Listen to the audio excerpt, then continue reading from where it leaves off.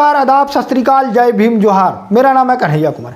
दोस्तों, हम बहुजन राजनीति पर एक सबसे बड़ी बात करने वाले हैं कि आखिरकार जिस प्रकार से जो बहुजन नेता हैं इनके बीच में जो प्रतिद्वंद्विता चलने लग गई है, कहीं ना कहीं आने वाले समय में जो हमारा बहुजन समाज है, जो SST OBC समाज है, जो मूल निवासी समाज है, ये कहीं ना कहीं धीरे धीरे बिखरता हुआ नजर आ रहा है। और वहीं सबसे बड़े खामियाजा है जो हमारे SST OBC समाज के लोगों को भुगतना पड़ता है। हमारे SST OBC समाज के लोग हैं जो कहीं ना कहीं सबसे ज़्यादा विश्वास करने का जो काम करते हैं वो SST OBC समाज के नेताओं पर करते हैं। इस पर जो सबसे बड़ी विचारणीय बात यह है कि SST OBC समाज के जो नेता हैं, खासकर आज के दौर के, वो बहुजन विचारधारा को लगभग भूल गए हैं। जी हाँ दोस्तों, मैं बात करने वाला हूं जिस प्रकार से चंद्रशेखर आज़ाद रावण जी एक नगीना लोकसभा सीट से चुनाव लड़ने वाले थे, वहीं कहा जा रहा है कि बहुजन समाज पार्टी के कद्दावर नेता आकाश आनंद जी भी नगीना लोकसभा से चुनाव लड़ने वाले हैं। और कहीं ना कहीं इस पर जो खासकर बहुजन समाज के लोगों की और बहुजन जो राजनीतिक हैं उन लोगों का मानना है कि बहन कुमारी मायावती जी का करना ठीक नहीं है,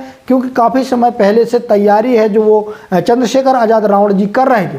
लेकिन दोस्तों, एक जो राजनीतिक तरीके से देखा जाए तो अपनी अपनी स्वेच्छा है, अपनी पार्टी की स्ट्रेटजी होती है। यदि बहन कुमारी मायावती जी लड़वाना चाहती है तो लड़वाए, लेकिन कहीं ना कहीं जो SST OBC समाज के जो राजनीतिज्ञ हैं उन लोगों के नैतिकता के आधार पर ये चीज़ कहीं ना कहीं मानना है कि बहन कुमारी मायावती जी को या तो मान जाना चाहिए, यदि चंद्रशेखर आज़ाद रावण जी नगीना लोकसभा से यदि चुनाव लड़ रहे हैं तो उनको स्वतंत्र रूप से लड़ने देना चाहिए। लेकिन दोस्तों, कुछ लोगों का कहना यह भी है कि यदि बहन कुमारी मायावती जी यहाँ से आकाश आनंद जी को उतारने का काम करती हैं तो आकाश आनंद जी का भी समर्थन कर देना चाहिए चंद्रशेखर आज़ाद रावण को। आप लोगों की राय क्या है कि नगीना लोकसभा से किसको चुनाव लड़ना चाहिए? चंद्रशेखर आज़ाद रावण जी को लड़ना चाहिए या आकाश आनंद जी को लड़ना चाहिए? आप कमेंट के माध्यम से अपनी राय जरूर दें।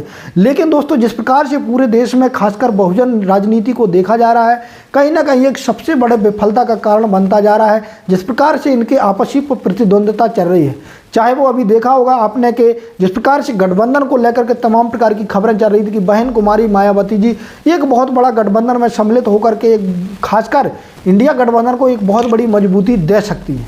लेकिन दोस्तों, बहन कुमारी मायावती जी ने किसी प्रकार से गठबंधन करने से उन्होंने मना कर दिया और आज भी खासकर अखिलेश यादव जी पर वो आज भी ताना बाना खींचे रहती हैं।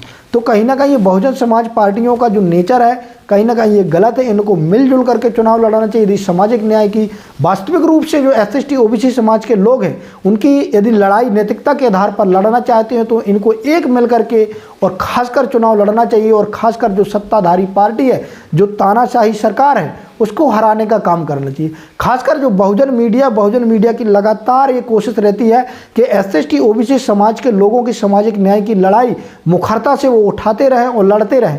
और खासकर आपने देखा भी होगा कि जितने भी खासकर बहुजन पत्रकार वो लगातार कोशिश करते हैं, चाहे वो शंभू कुमार जी हों, चाहे नवीन कुमार जी हों, चाहे वो नीरज पटेल जी हों, लक्ष्मण यादव जी हों, लगातार जो शोषित वंचित पीड़ित समाज है उन लोगों की लड़ाई लड़ने का काम कर रहे हैं। तो आप लोगों से भी मेरी गुजारिश है, खासकर SST OBC समाज के लोगों से, मूल निवासी लोगों से मेरी गुजारिश है कि आप भी सामाजिक न्याय में सहभागिता निभाएं। और खासकर SST OBC समाज के जितने भी पत्रकार हैं या जितने भी स्वतंत्र खासकर जो चैनल हैं उन लोगों को आप सपोर्ट करने का काम करें। आप बने रहिए बहुजन न्यूज़ के लिए हमारे साथ। अंत में BMM News 90 की आपसे गुजारिश है कि अभी तक आपने हमारे चैनल को सब्सक्राइब नहीं किया तो सब्सक्राइब कर लें, साथ में बेल आइकन को प्रेस कर लें, वहीं वीडियो को लाइक जरूर कर दें। धन्यवाद।